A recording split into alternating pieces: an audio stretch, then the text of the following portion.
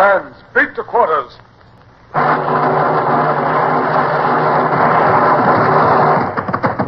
Run out the guns. Stand by the starboard battery. One broadside into it, if you please, Captain Bush. Pointers on target. Linstocks ready. Aye, aye, sir. Ready. Fire!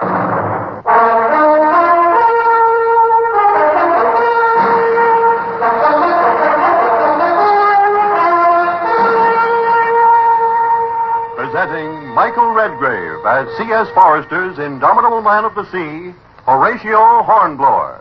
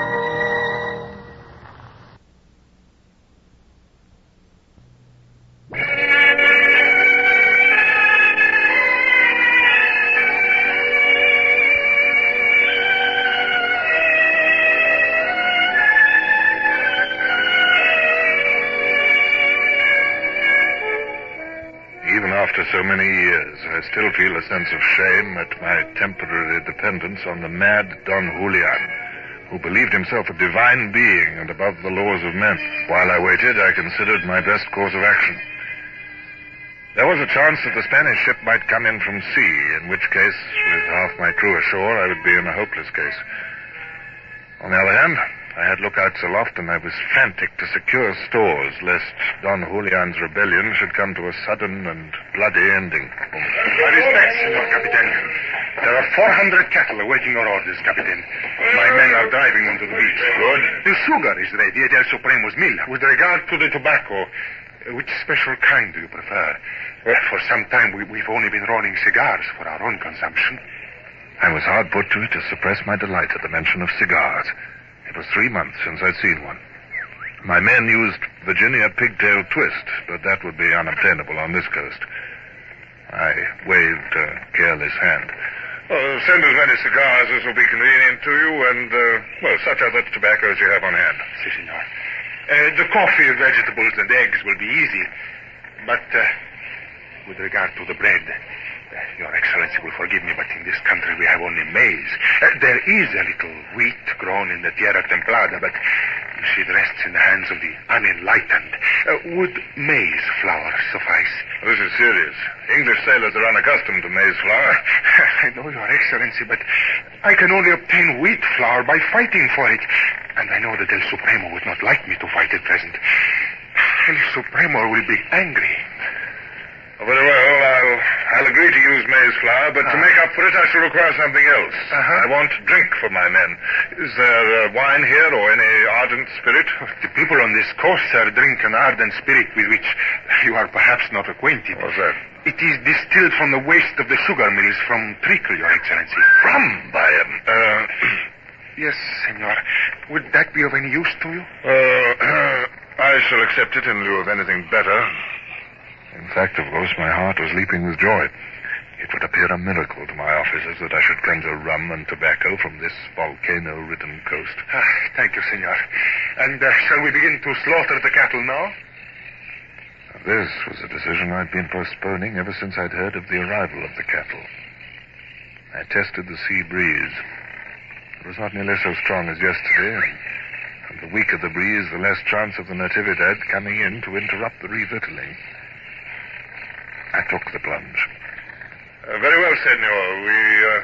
We will start now.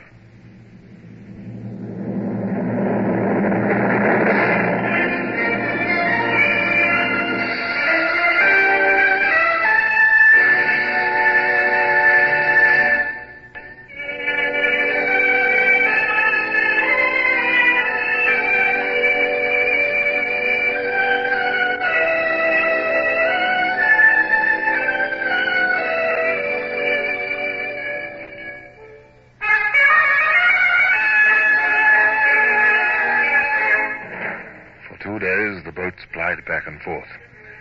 They came laden with joints of meat, and on board the purser and his crew toiled like slaves in the roasting heat, cramming the brine barrels with meat. Sacks of flour, anchors of rum, bales of tobacco. The hands sweated as they swayed these things up from the boats. The Lydia was gorging herself full. And in return, I kept my side of the bargain. Mr. Bush, you may release the muskets and kegs of powder and shot which we brought for Don Julian. You send it ashore.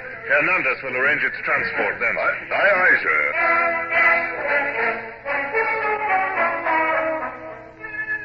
And then, on the second evening, as I walked the quarterdeck looking forward to my dinner of roast fowl, and reveling in the thought that I was now free of the land for another 6 months, if necessary, I heard a sound from the shore which filled me with horror. You put those muskets down! Put it down! Mr. Galbraith! You're in command here. What's the meaning of this? Sir, I don't exactly know. They've been torturing a poor devil up there, sir. Lashed into a spar and left him to die of thirst. Silence! Galbraith, I address you. I don't know how it began, sir. The party came running back from up there. They had Smith with them, wounded. He's dead now. Yeah, if another man speaks without orders, I'll have him in irons. Mr. Galbraith. I saw they were going to attack us, so I had the Marines fire. Oh, did you? I'll speak to you later, Mr. Galbraith. You, Jenkins. You, Poole. What were you doing up there? You knew the order that no one was to go beyond the creek? Tomorrow morning, I'll show you what orders mean. As I spoke, I heard a horse galloping up. It was Hernandez, riding as fast as he could. As Hernandez slid from his horse, I turned on him. Did El Supremo give orders for this attack on my men? No, Capitan. I think he will not be too pleased with you when I tell him of it. Your men tried to release a man condemned to death. That does not permit your men to kill mine. The inhabitants are angry and discontented. The whole country has been swept to find food for you. The criminal was condemned to death for driving his pigs into the country so that they should not be given to you. It was a delicate situation. I was anxious to be conciliatory if I could do so without angering my men, and I was about to lead Hernandez aside and soften my tone when... A ship is coming! Natividad! Your Excellency, this man has been watched from the mountain. Yes? From there he could see the sails of a ship coming towards the bay. He says he has often seen the Natividad and is sure it is the same ship. How far off is she? Aquí me sentí, a long menos. He says a long way, 7 leagues or more. She's coming from the direction of Panama. Mr. Galbraith? Sir? Get your men aboard with all expedition. My compliments to Lieutenant Bush and desire him to clear for action and beat hands to quarters. Aye, aye, sir. A stream of plans and ideas was flooding my mind.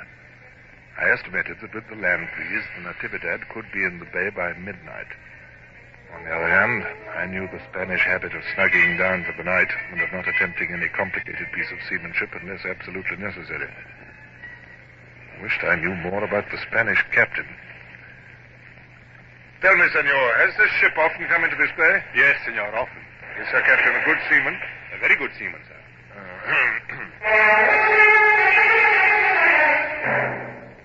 A landsman's opinion of seamanship was not worth much, but still, it was an indication. I was still uncertain what to do. If I went to sea and engaged the Natividad on open water, the two ships might well batter each other into wrecks. Rigging and spars, hulls and sails. I should suffer casualties which I could not replace here in the Pacific. I should expend priceless ammunition.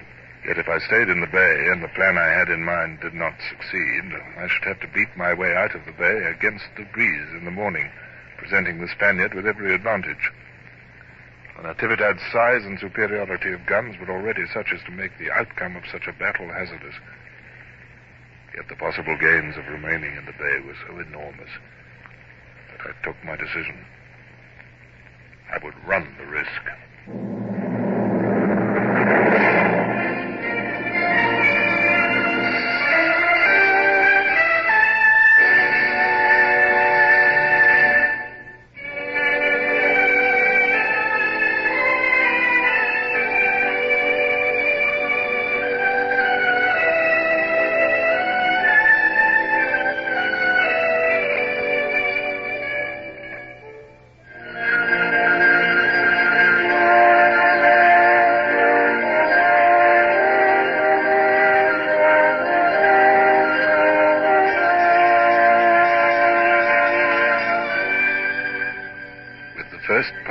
land breeze, the Lydia glided across the bay like a ghost in the moonlight. I had hoisted no sail, lest a gleam of canvas become visible to the distant ship at sea. The launch and cutter were towing the ship, sounding as they went into the deep water at the foot of the island which marked the entrance of the bay. Manguera Island, it was called. I found myself pacing my tiny cabin, though it would be at least 4 hours before the Natividad could reach the entrance of the bay. I checked myself furiously. I must show the ship that I could face uncertainty with indifference. Follow you. Sir, my compliments to Mr. Bush, and tell him that if he can spare Mr. Galbraith, Mr. Clay, and Mr. Savage from their duties, I'd be glad if they'd sup with me and have a hand of whist.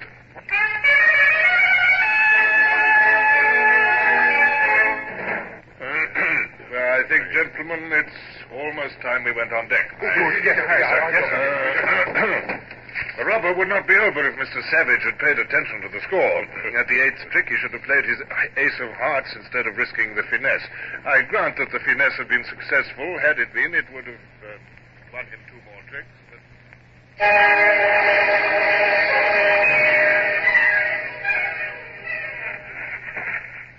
Is that you, sir? Yes, Mr. Bush. Is all well? It's infernally dark. Yes, sir, but you can see her when your eyes get used to it. She's still heading for the bay.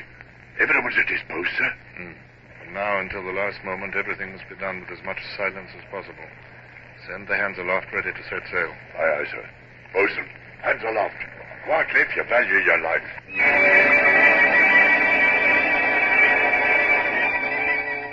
I hurried forward along the gangway, past the forecastle carronades with their crews crouching round them, and swung myself over onto the bowsprit. I could see round the corner of the island. The Natividad was heading straight for me. I could almost hear the sound of her passage through the water. I heard the voice of the man at the lead. I could hear the voices of her crew, all jabbering and nobody looking out well enough to see our spars. And then, the moment I was waiting for, orders for the Natividad to go about. This was the time. From my pocket, I drew my silver whistle and blew. Bring him there!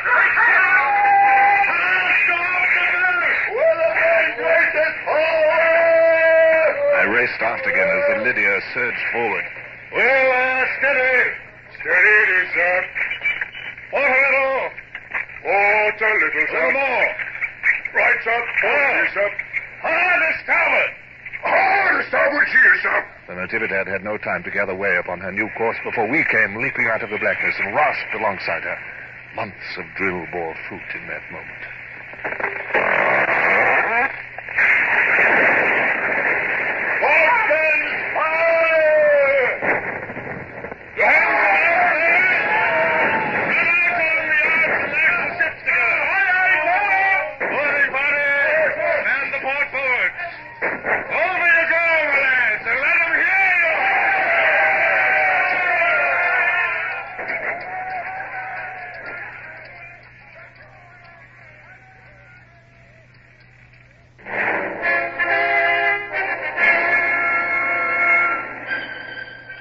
Spaniard, there was utter surprise.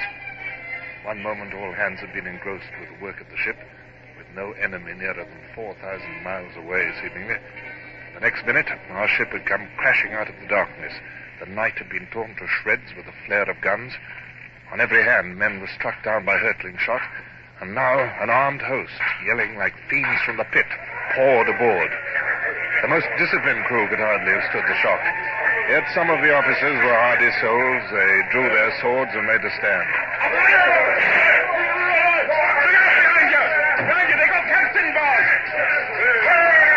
On the lower deck, the Spanish seamen were gathering together in the darkness to defend the hatchways when the second part of my plan came into operation.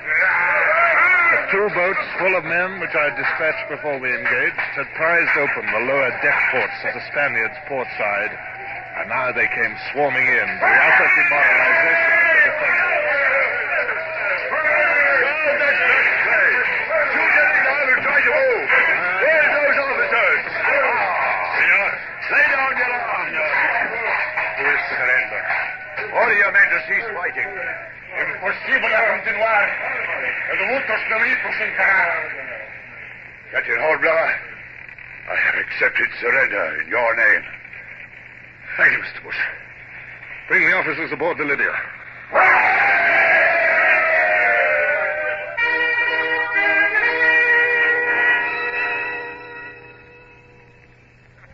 The men were happy. They would each get at least 25 guineas as their share of prize money for the Natividad. They were already spending it in imagination.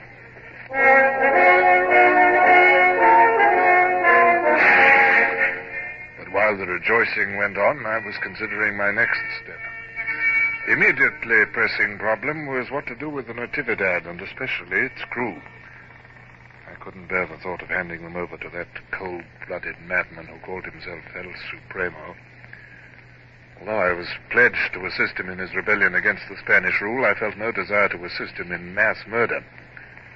However, my next move was decided for me by the arrival of Hernandez from the shore. Capitan, El Supremo wishes to see you at once. My boat is waiting.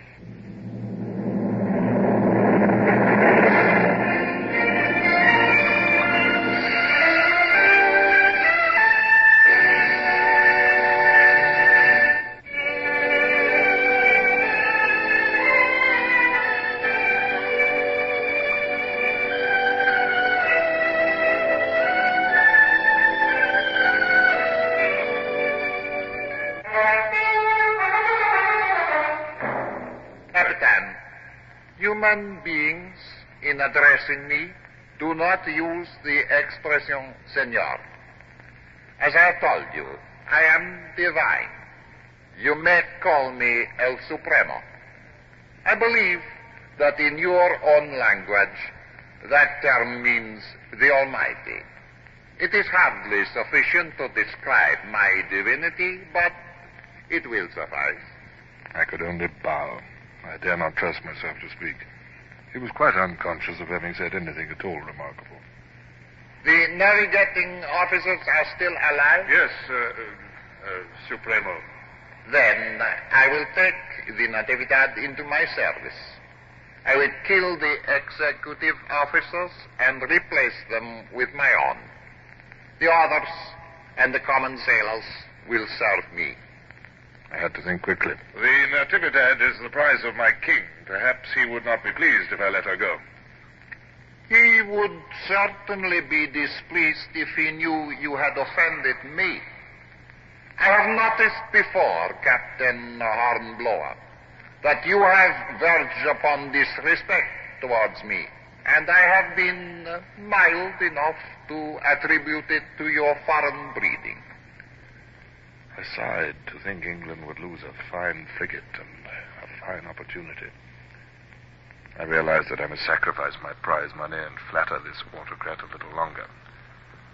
But I was determined to preserve my prisoners' lives. I am sure it is my foreign breeding which is to blame, Supremo, but, well, how could it possibly be imagined that I could be lacking in respect to El Supremo? The ship is yours. General Hernandez, make arrangements for 500 men to go aboard the ships at noon. I will sail with them, and so will you. Certainly, Supremo. Is the Lydia to have the honor of carrying El Supremo to La Libertad? My crew would greatly appreciate the distinction. Naturally, they would.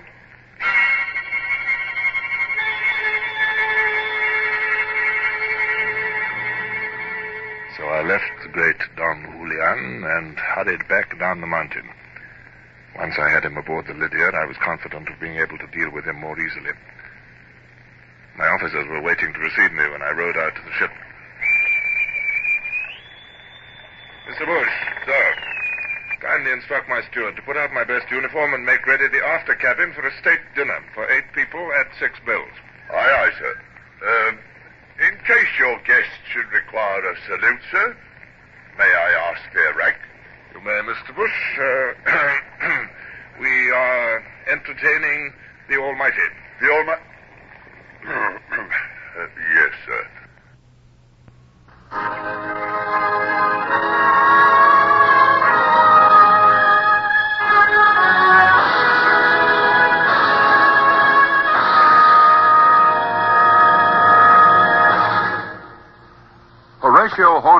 starring Michael Redgrave, is based on the novels by C.S. Forrester. Music composed and conducted by Sidney Torch. Produced by Harry Allen Towers.